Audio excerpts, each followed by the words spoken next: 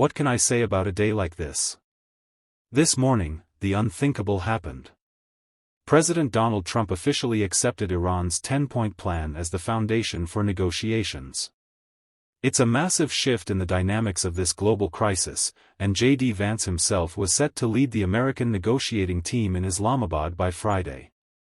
Meanwhile, former heads of state, who had been a thorn in Iran's side, were now persona non grata. But, don't forget, the last time Iran attempted negotiations with figures like Kushner and Wickoff, it was a disaster. The 10-point plan, should it proceed, would mark a significant victory for Iran. Today, I attended a conference in Moscow, where the Iranian ambassador spoke in exactly those terms. But just as the sun began to set, it all crumbled. By the time we came on air, the Iranian air defenses had engaged what were reported to be American bombers, meaning the ceasefire had barely lasted 12 hours, not even a day. The Islamabad negotiations? They now hang in the balance.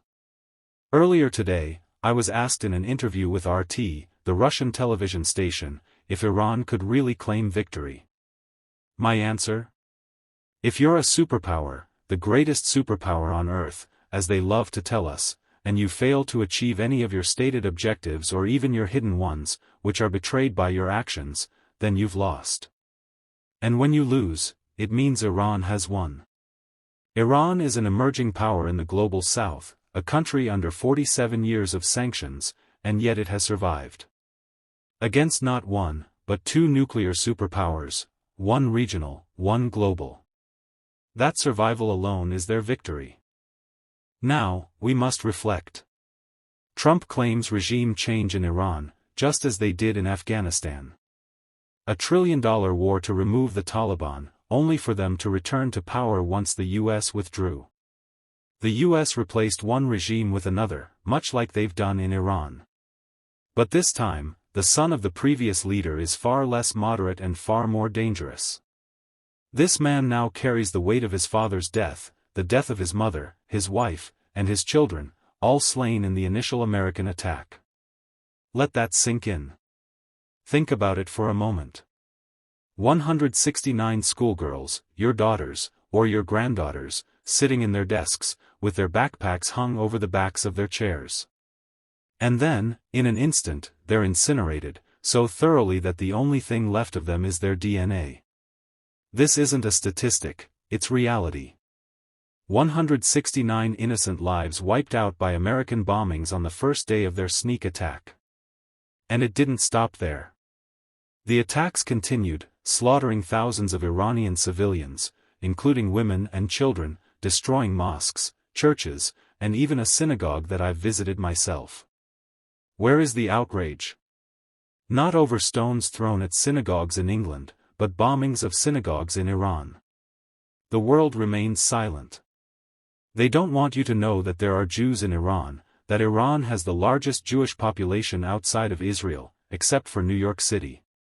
They don't want you to know that Iran is home to 1 million Christians, with churches and cathedrals enjoying full rights. The world chooses to remain silent as these places are destroyed. The violence doesn't end there. The United States has now killed frontline commanders of the Iranian military and even the leader of the Iranian Revolution. They've killed thousands, but achieved nothing. In fact, they've achieved the opposite of success.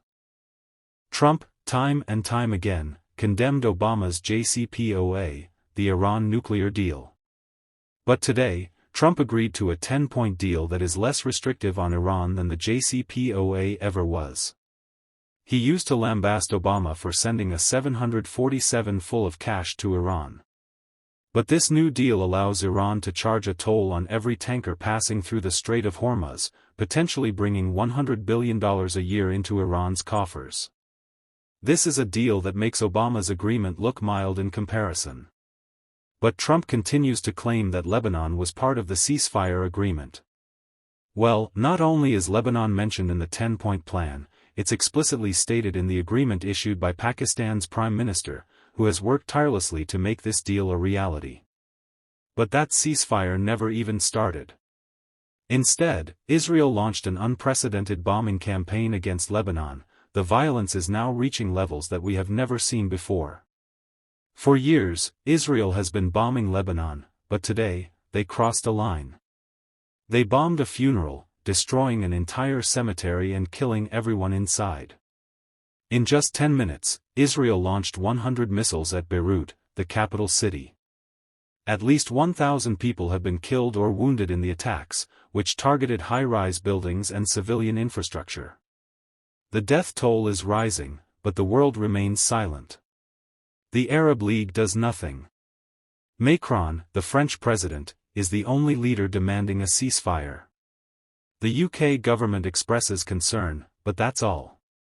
And now, the UAE has entered the fray. Just 8 hours after the ceasefire was meant to take effect, they launched an aerial strike on Iranian islands, which are critical to Iran's oil production. Could this be the beginning of an all-out war between Iran and the UAE? And if so, whose orders are the UAE following? The UAE, once an American ally, now seems to be under Israeli influence. Has the UAE changed sides?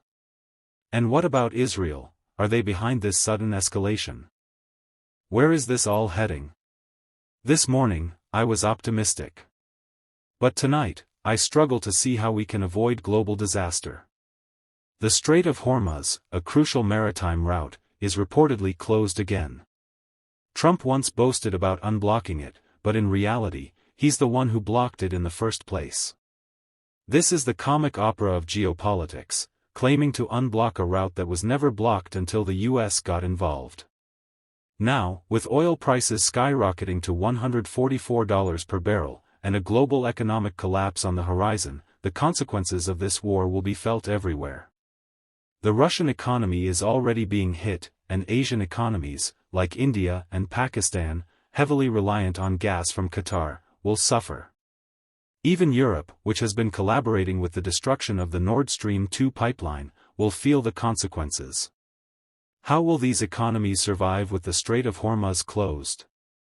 The economic devastation will be unlike anything we've seen before.